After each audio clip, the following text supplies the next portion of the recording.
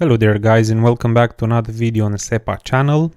What we are going to cover today will be two tools, the razor or the cut tool and also the trim tool, which is like a drag and drop sort of speaking. Select it from the menu in here, click on it, or click on the key C on your keyboard. I will see two options in which you can use the razor tool. First one will be to cut at position directly by clicking on the position where you think is gonna fit best. Indeed, you can do that to align videos and stuff like that. Second one will be for you to move this position and then cut on it directly.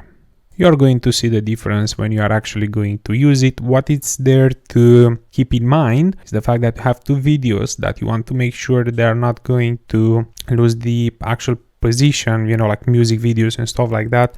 Once you position them and everything matches, if you want to make sure you are going to cut in the exact position for both of them, I would strongly suggest you to move the position and then cut on the position. Reason being is because always you are going to keep the same position. So then you will be able to select the videos you want to cancel or you want to delete and just drag the rest back. The second tool that we're going to cover today will be the trim tool.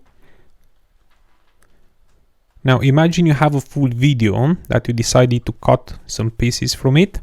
If by any chance you still want to trim a little bit more, or you actually cut a little bit too much, you do have the option in which you can either click at the beginning or at the end of the video, of course.